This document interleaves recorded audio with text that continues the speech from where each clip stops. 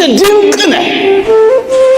ይህንን ማንነት ዓለም በምታወጣው መስፈርት የመዘንከው ዕለት ነው ብቸኛ እንደሆንክ ደግሞም የበታች እንደሆንክ ያሰብከው።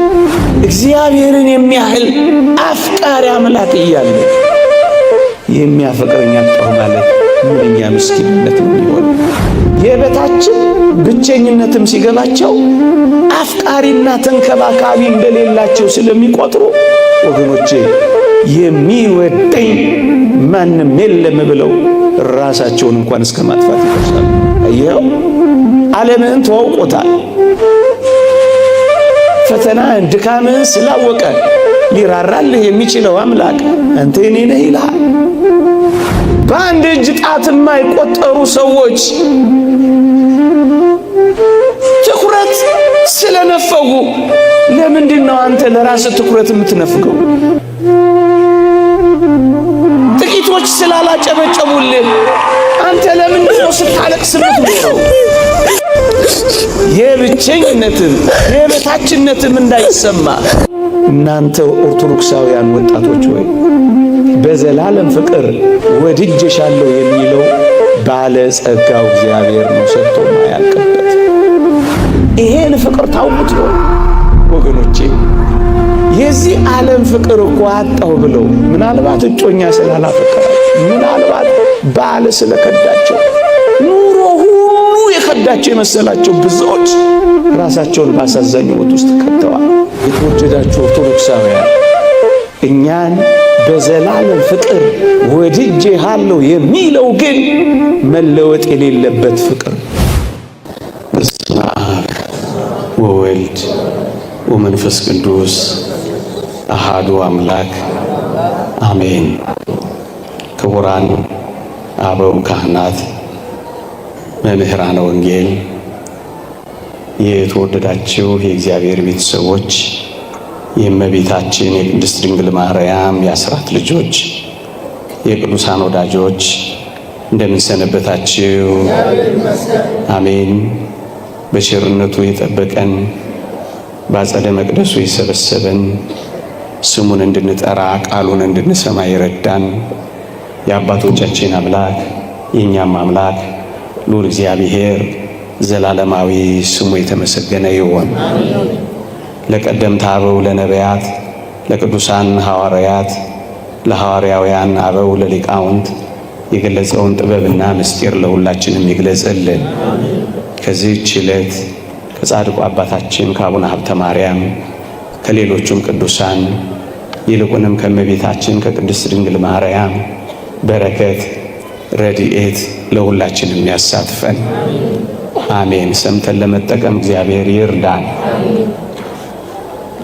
አንተ የኔ ነህ በዚህች ምሽት እግዚአብሔር ቢፈቅድ የምንማርበት የትምህርታችን ርዕስ ነው።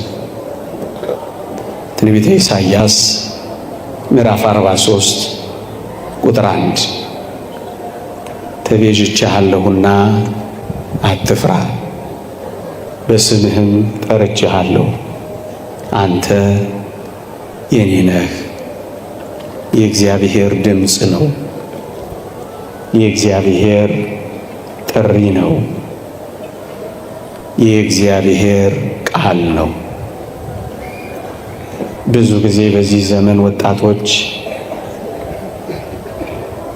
ብቸኝነትን የትም እየተሰማን ብዙ ጊዜ የኔ ነህ ወላጆቻችን የኛን ዓለም እኛም የወላጆቻችንን ዓለም ባለማወቃችን ብዙ ወጣቶች የበታችነት ደግሞም የብቸኝነት ስሜት እየተሰማቸው ራሳቸውን ሲጎዱ ይታያል። ለዚህ ነው ይህንን ድምፅ መስማት የሚያስፈልገው። አንተ የኔ ነህ የሚል አምላክ አለን። አንተ የኔ ነህ የሚል አፍቃሪ አባት አለን። በተለይ ወጣቶች ቤተሰቦቼ እኮ የኔን ዓለም አያውቁት። ቤተሰቦቼ እኮ ከኔ ዓለም ጋር አይተዋወቁ። አብረውኝ ይኖራሉ እንጂ እኮ አይረዱኝም። በዚህ ምክንያት ብቻዬን የሆንኩ ነው የሚመስለኝ ብለው ብዙዎች ሆድ እየባሳቸው ግራ እየገባቸው ብቸኝነት እየተጫናቸው አንዳንዶቹ ወደ ሱስ ከፍ ሲል ደግሞ አፍቃሪ የሌላቸው እየመሰላቸው ካንዱ ወደ ሌላው ካንዱ ቅፍ ወደ ሌላ ቅፍ ሲንከራተቱ ይታያሉ። እጅግ ከፍ ሲል እነዚህ ነጥቦች ራሳቸውን ይጎዳሉ፣ በራሳቸው ላይ አንዳች ነገር ያደርጋሉ። የተወደዳችሁ ወጣቶች፣ በተለይ ወጣቶች ላይ ማተኮር የምፈልገው እንዲህ ያሉ ስሜቶች ወጣቶች ላይ ስለሚያርፉ ነው። ልክ ነው። ወላጆቻችን ምናልባትም ዘመዶቻችን የእናንተን ዓለም ላይተዋወቁት ይችላሉ። ወደ እናንተ ማንነት ላይወርዱ ይችላሉ። የእናንተን ስብዕናና ክህሎት ላያደንቁት ይችላሉ። ስሜቶቻችሁንና ፈቃዳችሁን ላይገነዘቡም ይችላሉ። ምናልባት ታላላቆቻችሁ ወይም ወላጆቻችሁ ወጣቶች የእናንተን ዓለም ሊንቁትና ሊያንቋሽሹት ይችሉ ይሆናል። እናንተም የወላጆቻችሁን ዓለም እንደ ኋላ ቀር ትቆጥሩት ይሆናል። በዚህ መካከል በሚፈጠረው ክፍተት ተቷትቷችሁ እናንተም ብቻችሁን እነሱንም ለዓለማቸው ትታችሁ በብቸኝነት ምክንያት ድብታ ይዟችሁ ይሆናል። ጭንቀትም ገብቷችሁ ይሆናል። ግን አንድ እውነት እንንገራችሁ፣ እነዚህ የጠቀስናቸው ሁሉ የኔና የእናንተን ዓለም ባያውቁት የተወደደ መድኃኒታችን ኢየሱስ ክርስቶስ የእናንተን ዓለም ያውቀዋል። የእኛን ዓለም ቀምሶታል። አስተውሉ ወጣቶች፣ ይህ የተዋረደውን ሥጋችንን እንኳን ሳይቀር ጌታችን መድኃኒታችን ኢየሱስ ክርስቶስ ሰው በመሆን የኔና የእናንተን ሥጋ ተዋህዶታል። ወደ ሰውነታችን ገብቷል።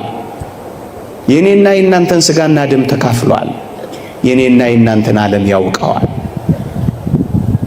እንዲህ ወዳለው ሰውነታችን ብቻ አይደለም፣ የኔና የእናንተን ዓለም በሚገባ አጣጥሞታል። ከኔና ከእናንተ መካከል በረት አካባቢ የተወለደ ማን ነበር? ከኔና ከእናንተ መካከል ሽታና ክርፋት ያለበት ውስጥ የተወለደ ማን ነበር? የመጨረሻውን መተው፣ የመጨረሻውን መረሳት፣ የመጨረሻውን መገፋት እንደ አምላካችን የቀመሳለ ይመስልሃል? እህቴ ሆይ ተገፍተሻል። እንግዲያውስ መገፋትን አምላክሽም ቀምሶታል። ወንድሜ ሆይ ብቻህን ተትተሃል። ብቻውን በመተው ያንተን ብቻነትም ጭምር ቀምሶታል። ሽታና ክርፋታችንን እንኳን ሳይቀር ጋር እኮ ነው የተወለደው። ይሄን ብቻ አይደለም ወጣቶች ሆይ ዓለማችንንማ በደንብ አድርጎ አጣጥሞታል። የመገፋት ጥጉን፣ የመጠላት ጥጉን መድኃኒታችን ኢየሱስ ክርስቶስ አጣጥሞታል። እግዚአብሔር በላይ በሰማይ ሆኖ እኛን በታች በምድር አስቀምጦ የኮራብን እንዳይመስልን የተዋረድነውን መዋረድ እንኳን ቀምሶታል። እሱ ምን አለበት እብሪተኛና ትዕቢተኛ ነው እንዳንለው የመጨረሻ እግራችን ስር ተደፍቶ ማበሻ ይዞ እግራችንን አጥቧል። ተትተሃል፣ መተውን ቀምሶታል። ተገፍተሃል፣ ከመገፋትም በላይ ተገፍቷል።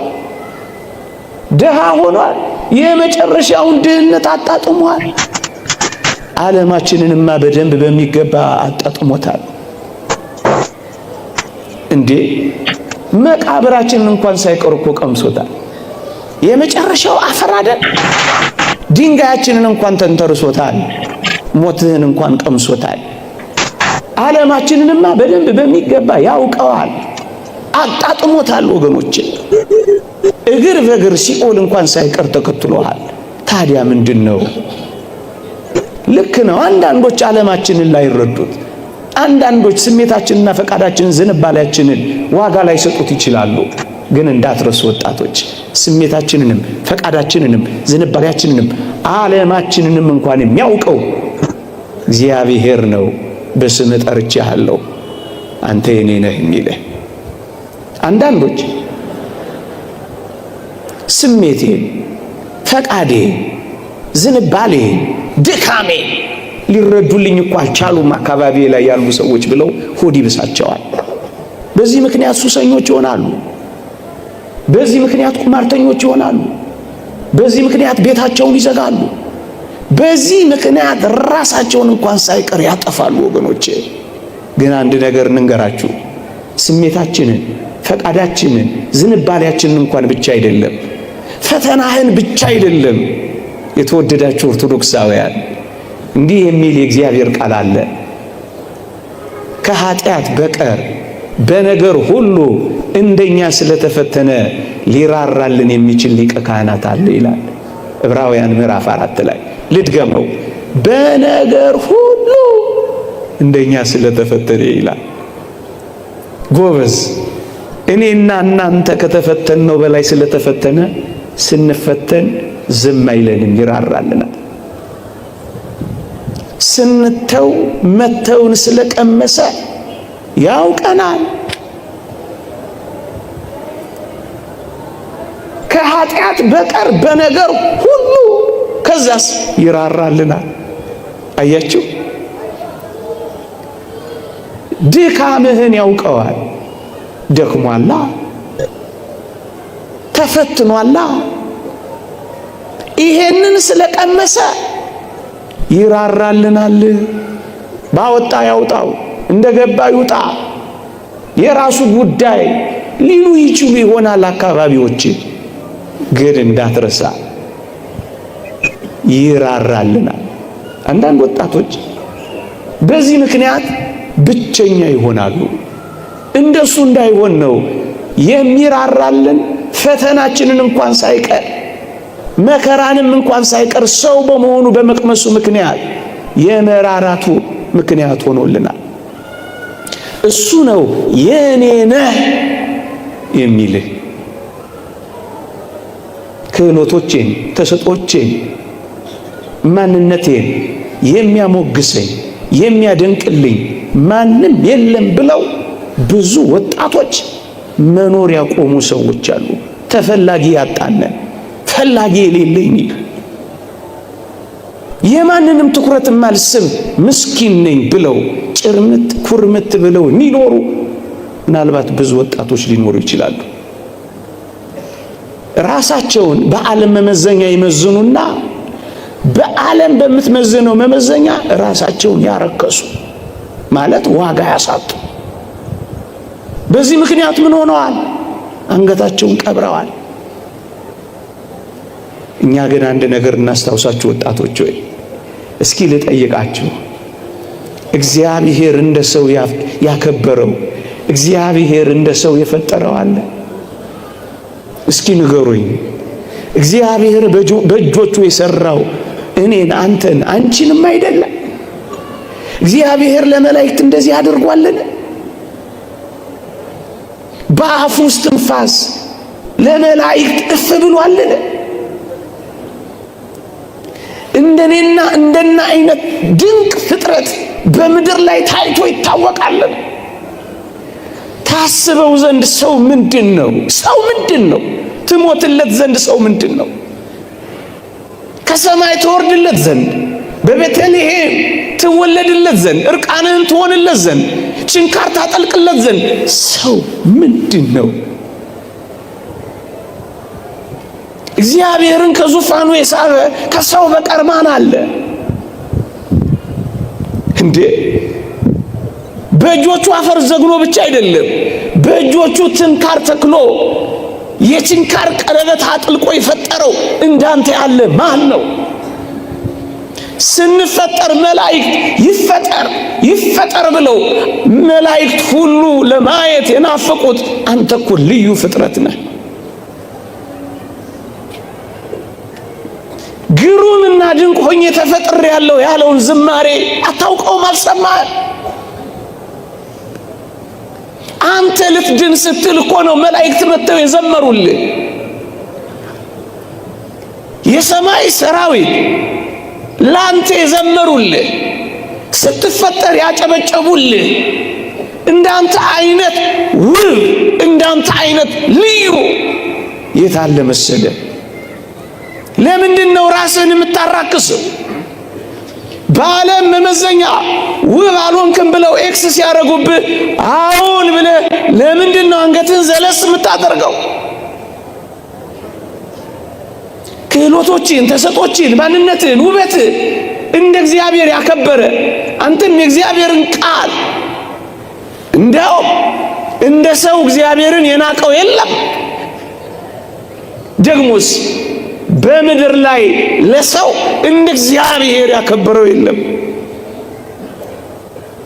ለምንድን ነው? በእነዚህ ምክንያት ተሰጦችን፣ ክህሎቶች፣ ማንነቴን ምናልባት አላወቀውም እንጂ ሳይንስ ሁሉ የሚኮርጀው ካንተ ነው። ሰው ውስጥ ከ5 እና ከ6 በላይ ትልልቅ ፋብሪካዎች አሉ። ነርቭ ሲስተሙ፣ ኤሌክትሪክ ሲስተሙ። ይሄ ቴክኖሎጂ እኮ የሚኮረጀው ካንተ ማንነት እኮ ነው። አንተ ልዩ ነህ። አንተ ድንቅ ነህ። ይህንን ማንነት ዓለም በምታወጣው መስፈርት የመዘንከው ዕለት ነው ብቸኛ እንደሆንክ፣ ደግሞም የበታች እንደሆንክ ያሰብከው። በአንድ እጅ ጣት የማይቆጠሩ ሰዎች ትኩረት ስለነፈጉ ለምንድን ነው አንተ ለራስህ ትኩረት የምትነፍገው? ጥቂቶች ስላላጨበጨቡልህ አንተ ለምንድን ነው ስታለቅስ የምትኖረው? የብቸኝነትም የበታችነትም እንዳይሰማ አየው። ዓለምህን ተዋውቆታል።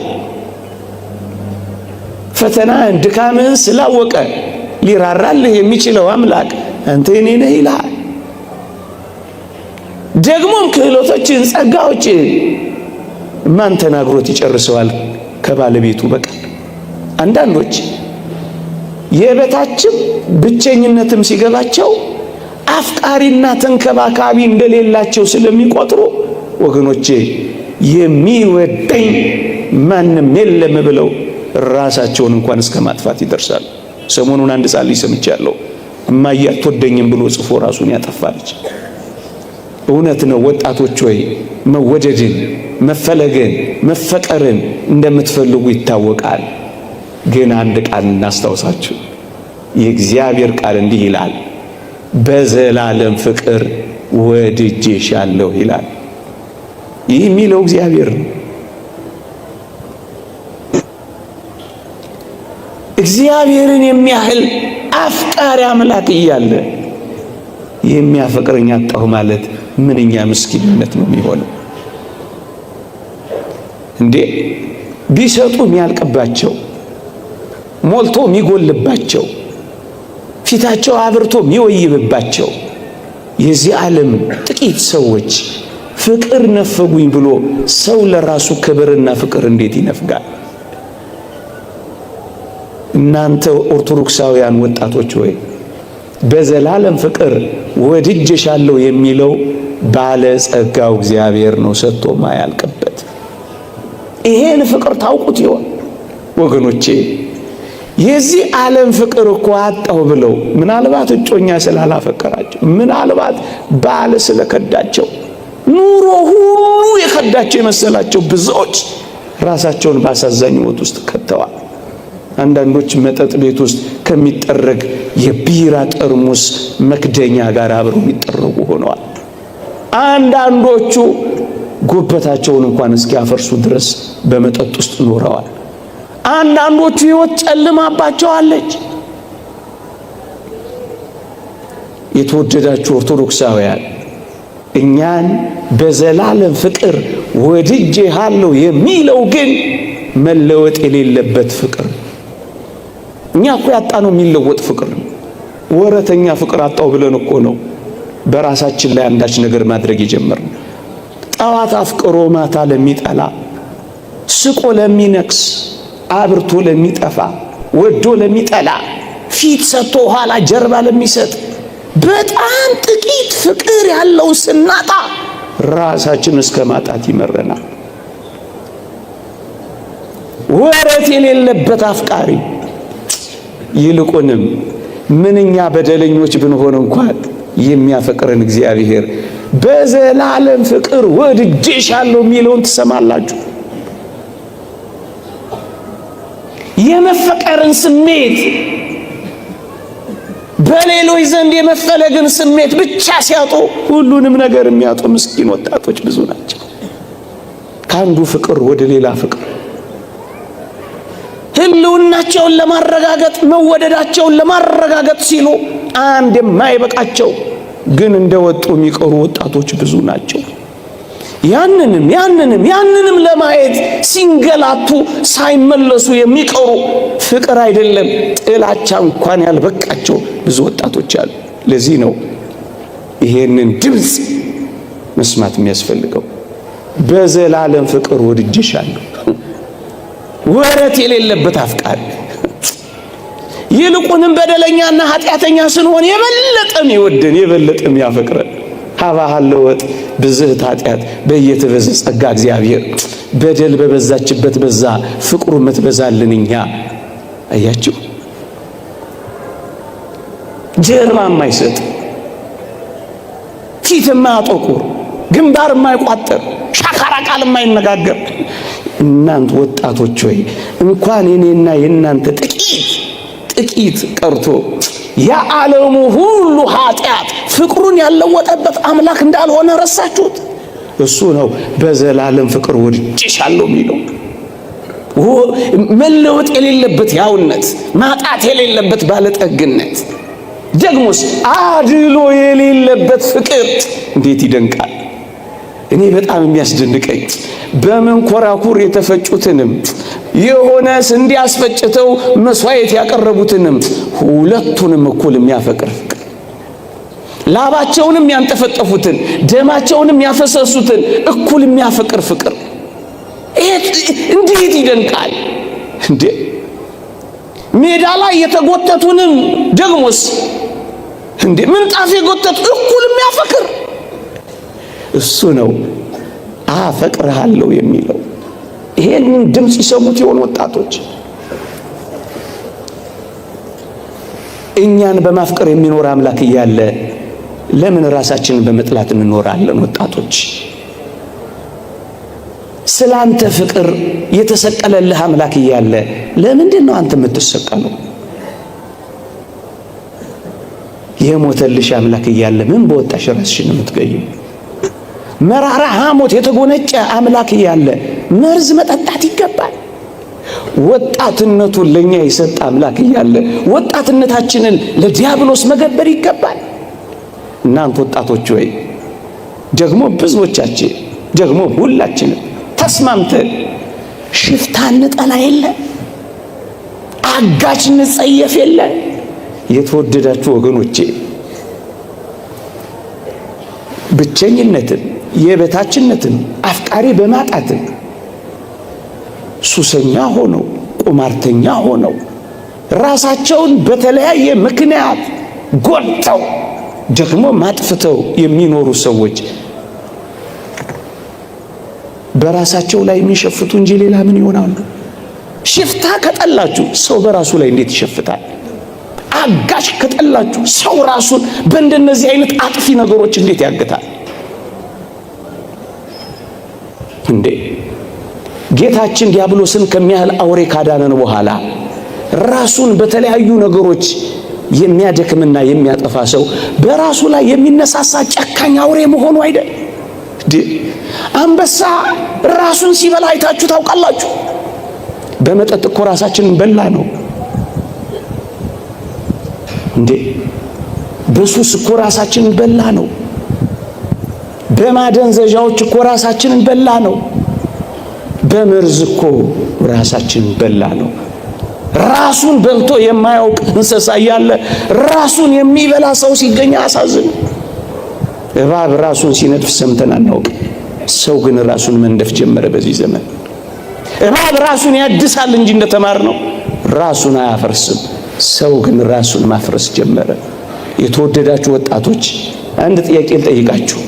ይሄን ቤተ መቅደስ አንድ ጠላት መጥቼ ላፍርሰው ቢል ይሄ መቅደስ ከመፍረሱ በፊት እናንተ እንደምትፈርሱ አውቃለሁ። ይሄ ከመቃጠሉ በፊት የሚቃጠሉ ምእመናን እንዳሉ አውቃለሁ። ግን ያሳዝናል። የሰውነታችንን መቅደስ ቅድም ባለውና ከፍ ባለው ራስንን በማጥፋት ይሁን ሲያፈርሱ ግን ምንም አይመስላቸውም።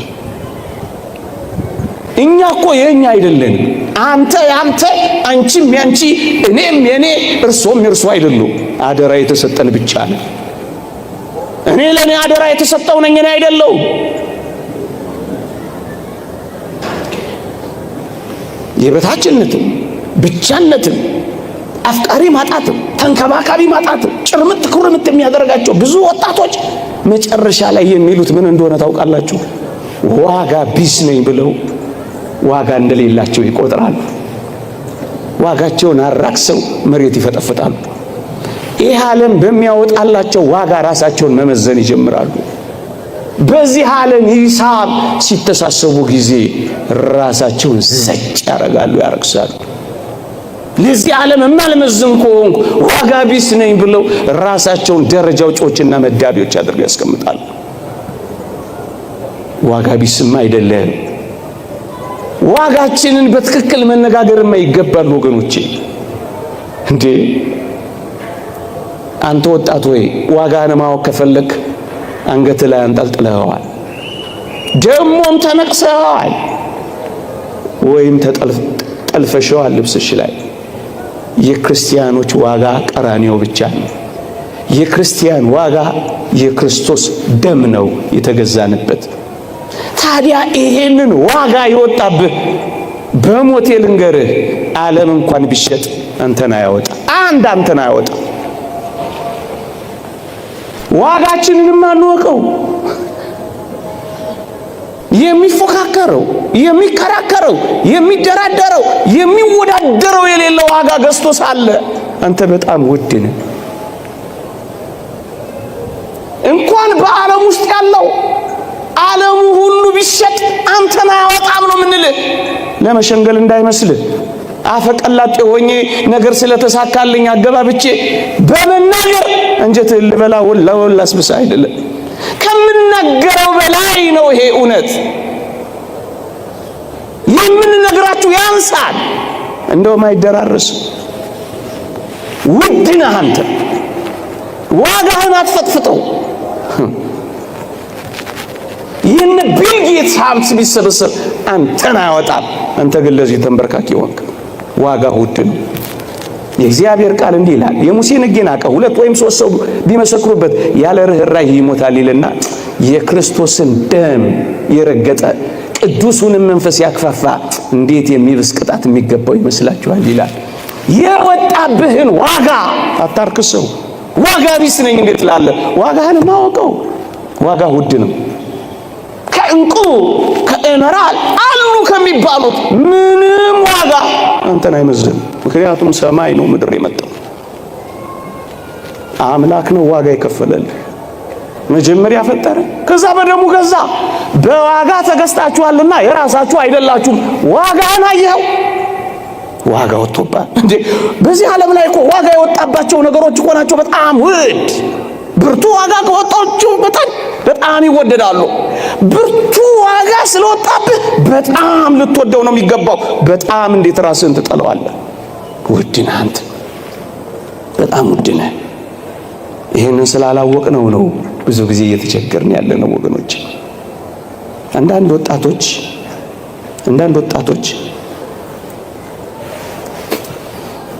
በዙሪያቸው ያሉ ጥቂት ሰዎች ፊት ስለነሷቸው፣ ፍቅር ስላልሰጧቸው፣ እንክብካቤ ስለነፈጓቸው፣ ትኩረት ስለሌላቸው፣ ስላላጨበጨቡላቸው፣ ቀይ ምንጣፍ ብቻ ብዙ ነገር። ዓለም አይወደኝም፣ ዓለም እኮ ጠልቶኛል ብለው ራሳቸውን ይጠላሉ። ሰው ዋጋ ስላልሰጣቸው የራሳቸውንም ዋጋ ማሳነስ ይጀምራሉ።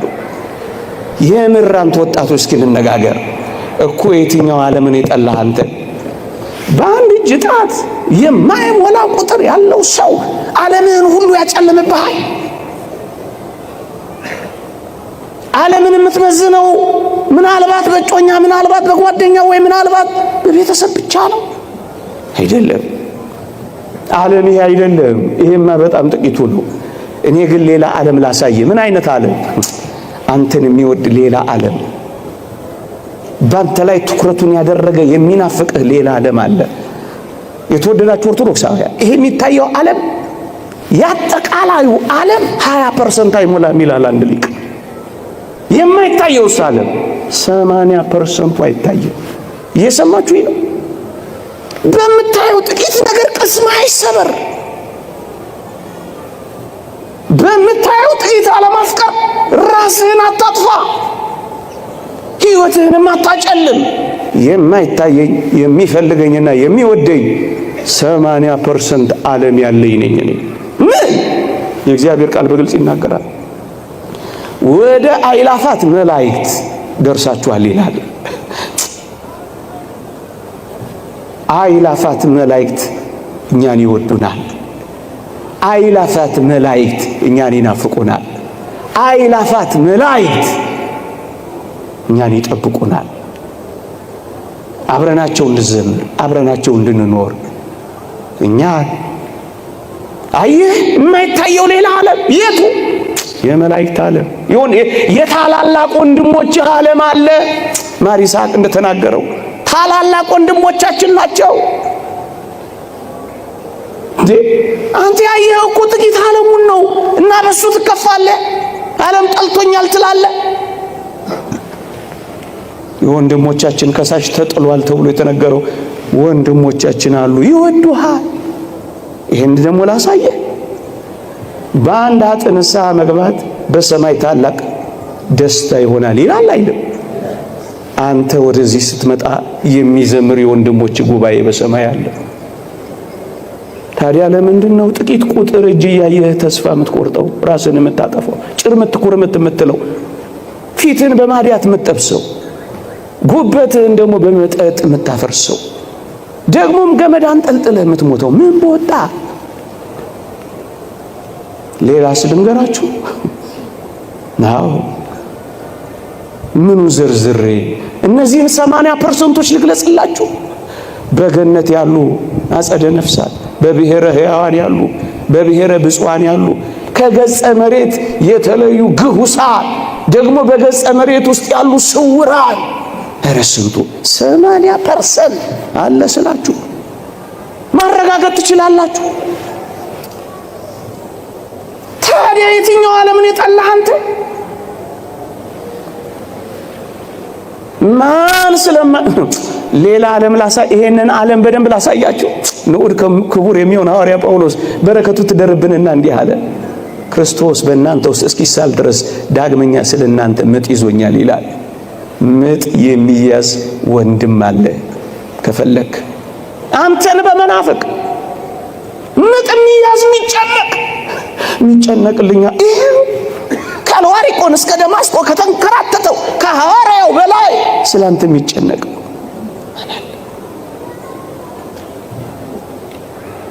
ታዲያ ዓለም እኮ የትኛው ዓለም ስለጠላ ነው ራስን የምትጠላው?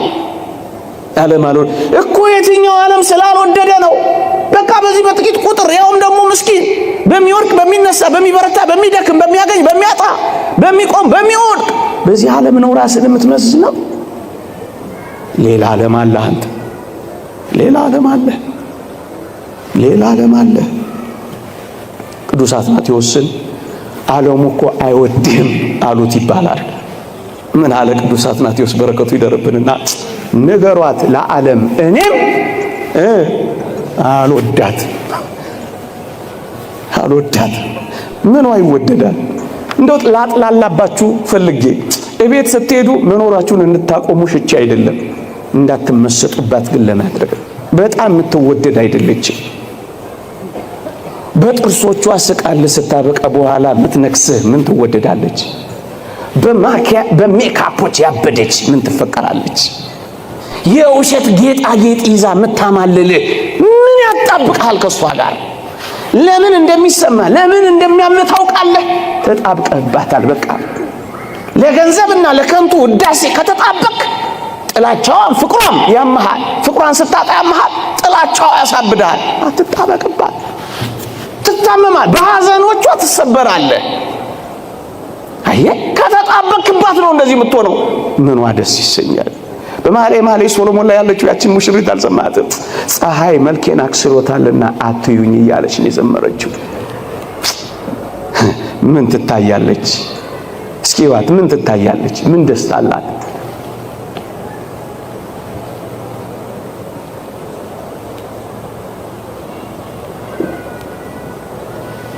ዋጋ ቢስ ነኝ ያሉ ወጣቶች ነው እንደዚህ የሚሆኑት። የተወደዳችሁ ኦርቶዶክሳውያን፣ አንተ የኔ ነህ የሚል አምላክ ደግሞስ በስምህ የሚጠራ ደግሞስ በዘላለም ፍቅር ወድጄሃለሁ የሚልህ ደግሞስ እንዲህ ወዳለው ከፍታና ዋጋ ካደረሰ በኋላ ያለ መወደድ ስሜት ያለ መፈለግ ስሜት እንዴት ሊሰማ ይችላል? ይህ ሰውዬ ዝም ብሎ ነው እንደሚያወራው። መከራችንን አያውቀው፣ ፈተናችንን ሳይረዳው፣ መከራችንን ፈተናችንን ከዚህ ከሚሰብከው ሰውዬ የተሰወረ ነው። ምን ነው ባይጨልምብን እንዲህ እየኖርን ልትሉኝ ትችላላችሁ። አውቀዋለሁ፣ እየኖርኩበት አይደል እንዴ? እረዳዋለሁ። ታዲያስ እንደዚህ ባንል ይፈረድብናል ልትሉ ትችላላችሁ። ወጣቶች ሆይ መከራችሁም ፈተናችሁም ክርስቲያን እንደመሆን ወይም ክርስቲያን እንደሆናችሁ እንድትቀበሉት ይልቁንም በራሳችሁ ላይ በመከራም ይሁን በፈተና አንዳች ነገር እንዳታደርጉ የሚረዳችሁን ጥቂት ነገር እንጠቁማችሁ። መከራ አለብህን? እንግዲያውስ መከራህን ከአምላክህ ጋር አብረህ ተቀበለው። እንግዲያውስ መከራሽን የክብር በርሽ አድርጊው። አብረን መከራ ብንቀበል አብረን ደግሞ እንከብራለን፣ አብረን ደግሞ እንወርሳለን ይላል እግዚአብሔር። አብረን የቱንም መከራ ክርስቲያን እንደመሆናችን ስንቀበል በምስጋና ከተቀበልነው፣ ያለ ማጉረምረም ካሳለፍነው፣ ይልቁንም ደግሞ መንፈሳዊ ሕይወታችንን አበርትተን በደስታ ወደ መቀበል ስንመጣ አንድ ነገር እንዳትረሱ። የተወደደ መድኃኒታችን ከራሱ መከራ ከመስቀሉ መከራ ጋር ይቆጥርልናል። አብረን እንድንከብር አብረነው መከራ ብንቀበል ይላላ ይቆጥረዋል። እዩ የኔና የእናንተን እንቅልፋምነት በቅዱሳን ትጋት፣ የኔና የእናንተን ንፉግነት በቅዱሳን ጥሪት አልቦነት ዋጋ አድርጎ ከተቀበለው የኔና የእናንተን መከራ ከራሱ መከራ ጋርም ጭምር ይቀበለዋል፣ ይቆጥረዋል። እንዲህ ይላል ቅዱስ ጳውሎስ፣ ላንብብላችሁ በሞቴ እንዲህ ይላል፣ ከክርስቶስ ጋር ተሰቅያለሁና እኔም አሁን ሕያው ሆኜ አልኖርም፣ ክርስቶስ ግን በእኔ ይኖራል። አሁንም በሥጋ በምኖርበት ኑሮ በወደደኝና ስለ እኔ ራሱን በሰጠው በእግዚአብሔር ልጅ ላይ ባለ እምነት የምኖረው ኑሮ ነው ይላል። ከክርስቶስ ጋር ተሰቅያለሁና አብረኸው ተቸንከራ። መከራ ስትቀበል አብረኸው፣ ስታመሰግን አብረኸው፣ ደስ ሲልህ አብረኸው፣ ስትጎሳቆል አብረኸው ወደ መስቀሉ ትወጣለህ። አብረው መስቀሉ የምትሸከም ትሆናለህ። አብረው ከክርስቶስ ጋር ተሰቅያለሁና በቃ እኔ አሁን በዚህ ምድር ላይ የምኖረው ለራሴ አይደለም፣ በሞተልኝ ነው። እናንተ ወጣቶች እስኪ ለእናቴ ልኖርላት ትሉ የለ? እስኪ ደግሞ ጥቂት ለጌታችሁ መኖር ልመዱ። ለአባቴ ልኖርለት ትሉ የለ? ለዘላለም አባታችሁ መኖር እስኪ ልመዱ። አሁን የምኖረው ኑሮ በወደደኝና ራሱን ለኔ አሳልፎ በሰጠው በክርስቶስ ላይ ባለኝ እምነት ነው ምኖረው። ምን ብያለሁ? አብሬው ሞቻለሁ፣ አብሬው ተሰቅያለሁ። አንዳንዴ ሰይጣን በጆሮአችን እየመጣ ራስን ጥላ ሊልህ ቢችል አንተ ወጣት ሆይ ከኔ በላይ እኔን የሚወደኝ አምላክ አለ ብላ አታሳፍረውም ሰይጣን? አንዳንዴ ሞት የሚል ድምፅ ሲያሰማ ከክርስቶስ ጋር ሕያው ሆናለሁ ለምን ብቻዬን እሞታለሁ አትለው? አንዳንዴ ተሰቀል ይላል። ብቻዬን ተሰቅዬ ምን አመጣለሁ? ከአምላኬ ጋር እሰቀላለሁ እንጂ መከራውን አብሬ እካፈላለሁ እንጂ ክርስቲያን እንደመሆኔ በልዩ ልዩ ፈተና ስፈተን ደስ ወደሚሰኝ ጥልቅ መንፈሳዊ ሕይወት እገባለሁ፣ አብሬው ከፍላለሁ እንጂ ብቻዬን ምን አረጋለሁ? ለምንድነው እንጨት አንጠልጥዬ የምሰቀለው? ክርስቲያን በመሆኔ እሰቀላለሁ እንጂ ስጋን ከክፉ መሻቱና ምኞቱ ጋር እሰቅላለሁ እንጂ እኔ ምን በወጣኝ የምሰቀለው አትለው? ጥፋ ወይም አጥፋ ሊል ይችላል። ከክርስቶስ ጋር እኖራለሁ ብላ አታሳፍረው። መከራን እንደዚህ ካሳለፍከው ራስህን አትጎዳም። ይሄን የምናገረው ለምን እንደሆነ ታውቃላችሁ? ምን ሆኖ ነው እንደዚህ የሚያወራው ልትሉኝ ትችላላችሁ። አላውቅም። ብዙ ነገር ከዚህ እኛ ከምንኖርበት ጀርባ ያለ አንድ ትልቅ ሰፈር የዛሬ 2 ወር በአንድ ሳምንት ውስጥ 6 ነው 8 ልጆች ናቸው ራሳቸውን ያጠፉት። እንደውም 2 ጓደኛ ማቾች አርሰናልም ስንሄድ አብረን፣ ጌምም ስንጫወት አብረን፣ ስቴዲየምም ስንሄድ አብረን፣ ፕሪሚየር ሊግም ስናይ አብረን። እንዴት ብቻህን ትሞታለህ ብሎ ጓደኛው አብሮ ተከተሉ። ምንድነው እንደዚህ ሆነው? ወላጆች ወይ ልጆቻችሁን አታውቋቸው? ዓለማቸውን አትረዱት? አንዳንዱ የትምህርት ዓለሙ ሲጨልምበት ሕይወቱን ሁሉ ያጨልማል። ምስኪን ነው። አንድ ሳብጀክት ኤፍ አመጣህ ማለት ምናልባት ቀኑን ሊደብርህ ይችላል እንጂ ዘመንህን ሁሉ ሊደብረው ይችላል። ማትሪክ አላመጣህም ማለት ሰማይና ምድር ተደፋ ማለት ነው። ሕይወት እኮ ዘርፏ ብዙ ነው። ገና ያልተሰራ ብዙ ዘመን አለ። ገና ያልተሰራ ብዙ ስራ አለ። ለምንድነው በራስ ላይ የምትወስነው? ሞት ሲል የምትሞተው ምን ቦጣ? አንተ ብቻ አንተ ሰቅለ ምን ታመጣለህ እንዴ? አንድ ሰሞንማ በዚህ በማህበራዊ ሚዲያ እኮ ፋሽን አድርገውት ነበር። ብንሄድ እኮ የት ነው የምትሄዱት? ብሄድ ይሻለኛል። አይሻልም።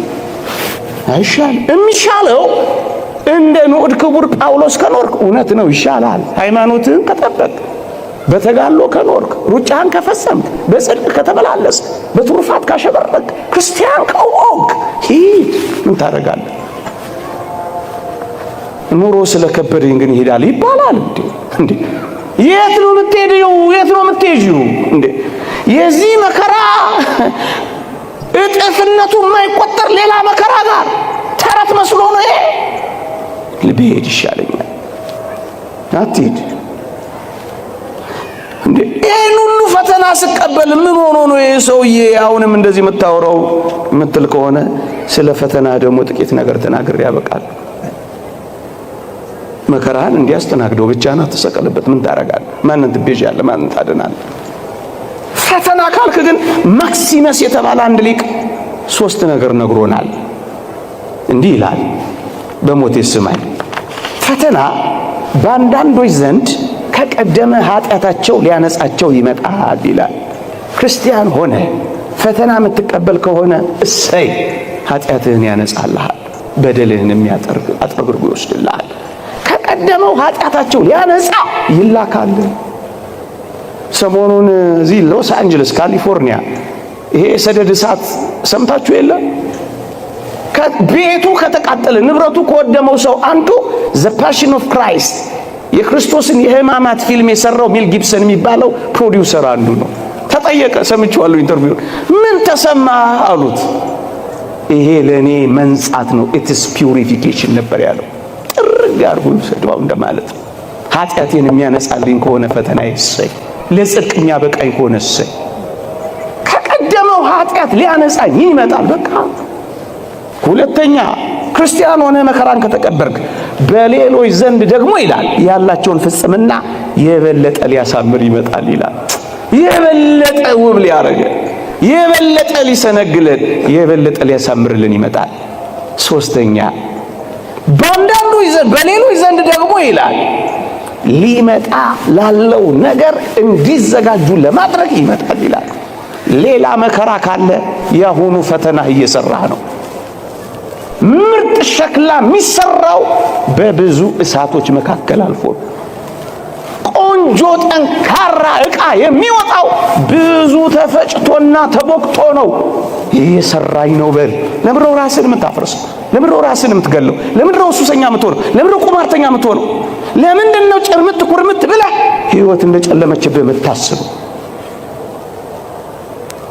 ደግሞስ አንድ ምስጢር ልንገራችሁ። እንዴ ዲያብሎስ እስኪ ልጠይቃችሁ፣ መጀመሪያ ሌባ ልጠይቃችሁ። አንድ ሌባ ቤት ሰርስሮ ግድግዳ ጥሶ ግንብ ደርምሶ ጉድጓድ ቆፍሮ ቤት ውስጥ ገብቶ የሚሰርቀው ባዶ ቤትን ነው ወይስ ሀብት የሞላበትን ቤት ነውም? አይደለም። እንግዲያውስ ዲያብሎስ በብርቱ የሚታገል ከሆነ ባዶ ስላልሆንክ ነው። ይሄ ነው እውነቱ። ሃይማኖት የሚባል ሀብት አለ፣ ተስፋ አለ፣ የመንግስተ ሰማያት። ለዛ ነው የሚታገል። ባዶ ብትሆንማ ምን ያታግለዋል? ትቶ ነበር የሚሄደው። አንተ ባለጸጋ ነህ፣ ሃይማኖት አለ፣ ምግባር አለ፣ ተስፋ አለ። እሱን ሊያስጥልህ ነው። ደም ተቃብተሃላ። እንዴት ቆሞ ሊያጨበጭብልሽ ትፈልጊያለሽ? ሊያፏጭልህ ትፈልጋለህ? ሊያሞግስህ ትፈልጋለህ? አይደለም። ሀብት አለ። ሀብት ስላለ። ሶስተኛ የተማሪዎች እውነት የሚገለጠው በፈተና እንደሆነ ክርስቲያን የመሆናችን እምነት የአምልኳችን ጽናት የሚለካው አንዳንዴ እንዲህ ባሉ ፈተናዎች እኮ ነው። ይከተለኛል እዛ ማቴዎስ ወንጌል ምዕራፍ 8 ላይ ምንድን ነው የሚለው? አስደናቂ ቃል አለ እኮ። ወደ ማዶ እንዲሻገሩ አዘዛቸው ይላል። እዩ፣ የብሱን ሲከተሉት ነበር። አሁንስ የብሱን የተከተሉትን ያውቃቸዋል። አሁንስ በወጀብና በአውሎቹ መካከል ከኔ ጋር የሚሄዱትን ልወቃቸው ብሎ እኮ ነው ወደ ማዶ እንዲሻገሩ ያዘዛቸው። የብሱን ተከትለው ይሆናል ማይበሉና ወጀብ ውስጥ አብረህ ትገባለህ። እሱን መለካት አለበት። ዝም በሚልበት ጊዜ ትከተለዋለህ። እሱን ማየት አለበት። የምትወርድ የምትሳፈር የምትቀሰቅስ የምታንኮራፋ መሆን በምን ይገለጣል? ሶስተኛ አራተኛ ፈተናው የሚመጣብን ትኩረታችን የተወደዳችሁ ኦርቶዶክሳውያን እግዚአብሔር ሳይመጣ እንደማይቀር ሳይሆን ቀኑ ላይ ነው ትኩረታችን። ለዚህ እኮ ነው የምንፈተነው። መቼ ነው የሚመጣው? መቼ ነው የሚሆነው? መቼ ነው ስለምንል እኮ ነው። እግዚአብሔር ግን ሳይመጣ አይቀርም ካላችሁ ግን ትረጋጋላችሁ። መከራህንም ፈተናህንም እንደዚህ ካየኸው ትበረታለህ። አንድ ሁለት ሶስት ነገር ተናግሬ ብቻ በቃል። በተለይ ቅድም እንዳልኳችሁ መጠጥ በመጠጣት ተስፋ ቆርጠው ራሳቸውን ለሚያፈርሱ ብሔር ነው የሚሻለው እያሉ በተለያየ መንገድ ራሳቸውን ለሚያጠፉ ሰዎች ጥቂት ምክሮችን ለመሰንዘር ያክል። አንደኛ እንዲህ በማድረጋችን ምን እንደሚሆን ታውቃላችሁ? በእግዚአብሔር ፍቅር ላይ ያለንን መተማመን ክደናል ማለት ነው። በዘላለም ፍቅር ወድጄሻለሁ የሚለውን አላመንም ማለት ነው። ሁለተኛ እግዚአብሔር ለኛ ያለውን ትኩረትና ጥበቃ ንቀናል ማለት ነው። ሶስተኛ እና በጣም የሚደንቀው ከሞት በኋላ ያለውን ሕይወት አላመንም ወይም ክደነዋል ወይም ረስተነዋል ማለት ነው። የተወደዳችሁ ኦርቶዶክሳውያን አሁን እየደረሰብን ያለው ችግር፣ አሁን ያለንበት ሁኔታና ስሜት ምንም መፍቻ የሌለው ከእግዚአብሔር በላይ ሆኖብሃል ማለት ነው። እንዳልዘረዝረው ጊዜ ያጥረብኛል። ከእግዚአብሔር በላይ ታደርገዋለህ አንተ ችግር። ምን ችግር እግዚአብሔርን አንቅቶት ያውቃል? እስኪ ንገረኝ። ምንም ፈቅዶት ወዶት ለጽድቅ ካላደረገው በቀር ላንተ የሚያቅት የለም ተብሎ ተጽፏል። ደግሞስ ለዚህ ኑሮ ካልተገባሁማ የዘላለሙ ይቅርብኝ ማለት እንደሆነ ታውቃለህ። እንዴት ያሳዝናል! ይሄ ደግሞ ኑሮ ማለት ይሄ ብቻ ነው። ዓለም ማለት ይሄ ነው። እሱ ነው እኮ የሚያስጨንቀው። ስራን ማጣትህ ራስን ያሳጣሃል። በቃ የዕለት ጉርስ የዓመት ልብስ ከሰጠህ በቃ ደግሞ ይሄን አይነፍቅም እግዚአብሔር በአንድም በሌላ አሳይቶናል። መከዳትሽ ራስሽን እንድትከጂ እንዴት ሊያደርግ ይገባል? የዚህ ዓለም ኑሮ ካልሆነልኝ የዘላለሙ ይቅርብኝ እንደማለት ይቆጠራል። ይህ ምንኛ ያሳፍራል። ይሄ ማለት ይህን ዓለም የመጨረሻ ያደረገው ሰው ነው ራሱን ላይ እንዲህ አይነት አደጋ የሚቆጥር። ይህማ ምንኛ እግዚአብሔርን አለማወቅ። ሌላውና እጅግ አስገራሚው ነገር ግን ለችግሮቻችን ሁሉ ቀን መስጠት፣ ከእግዚአብሔር መፍትሄ መፈለግ አልወደድንም ማለት ነው። ስለዚህ ወዲያው ራሳችን ላይ እርምጃ እንወስዳለን። እንዲህ እንዳይሆን እኔ አስታውሳለሁ ልጅ እያለሁ HIV ኤድስ የሚባል በሽታ በዓለማችን ላይ ተሰራጭቶ ነበር። በጣም ልጅ እያለሁ እጅግ የሚያማምሩና የሚያሳሱ ቆነጃጅን ብርቱ የሆኑ ጎበዛዝት ወዲያው በበሽታው ሲያዙ አስታውሳለሁ። በርካታ ልጆች በአንድ መንደር ውስጥ ራሳቸውን ያጠፉ ጀመር። ግን ከጥቂት ጊዜ በኋላ ምን እንዳስተዋልኩ ታውቃላችሁ? ከበሽታው ጋር የሚኖሩ ግንስ በጣም ተስማምቷቸው የሚኖሩ ሰዎች አሁን አሉ። ወልደው ከብደው ድረው አሁን በመካከላችን የሚኖሩ አሉ። ለምን? የመጨረሻ ላደረጉ ችግርን ለምን የመጨረሻ ታደርገዋል? ጊዜ መስጠት፣ መታገስ። ለምን ትቁረጠነጣላችሁ ወጣቶች? አሁን ካልሆነ ብላችሁ ሰማይ እንደተደፋባችሁ ለምን ትቆጥራላችሁ? እንደውም እኔ እሰማለሁ፣ አነባለሁ። በሽታው ከሰውነታቸው ጨርሶ የጠፋ ሰዎች ሁሉ አሉ። አየህ፣ ቀን ስጡ፣ ለእግዚአብሔር እድል ስጡ። እኔን የሚፈርድ ጌታ ነው። ቀኑ ሳይደርስ አንዳች አትፍረዱ ይላል ቅዱስ ጳውሎስ። በራሳችሁ ላይ ማንፈራጅ አረጋችሁ። ችግርህን ለአንዴና ለመጨረሻ ጊዜ የሚያጠፋል ሞት መስሎ ከሆነ ውሸት ነው። በጣም ተጣላሃል። በጣም ራስን ማጥፋት የሚያጠፋው ችግርን ሳይሆን የሚያጠፋው ህልውናህን እንደሚያጠፋ፣ ከዛ ከፍ ብሎስ የእግዚአብሔርን ሀልወት በልብ ውስጥ ያለውን እንደሚያጠፋ ግን እንዳትረሳ። ታላቅ ኃጢአት የሚሆነው ይህንን ነው። የእግዚአብሔር ምሕረትና ይቅርታ ለኛ ያደረገውን ፍቅርና ትኩረት ያጠፋ ሰው ነው ራሱን የሚያጠፋ። ራስን ማጥፋት ትንሽ ችግር ለመፍታት ትልቅ ችግር መፍጠር ማለት እንደሆነ ግን ተረዱት። ለጊዜያዊ ችግር ውስብስብና የማይፈታ ችግር መፍጠር ነው። ለሚቀለበስ ችግር የማይቀለበስ መፍትሄ መስጠት ነው። ይህ ምንኛ ያሳዝናል። መጨረሻ የእግዚአብሔር ቃል እንዲህ ይላል፣ እምነት፣ ፍቅር፣ ተስፋ እነዚህ ሶስቱ ጸንተው ይኖራሉ። ፍቅር ግን ይበልጣል ከሁሉ። ሶስቱን ነገር የረገጠ ሰው ነው በራሱ ላይ በመጠጥ በሱስ በቁማር ወይም በሌሎች ነገሮች በርካታ ነገሮች ተስፋ ቆርጦ የሚኖር። ከዚያ ከፍ ብሎ ደግሞ በራሱ ላይ አንዳች ነገር የሚያደርግ ሰው እነዚህን ሶስቱን የጨፈለቀ ሰው እግዚአብሔርን አያምነው። ደግሞስ የዘላለም ተስፋውን ረስቷል።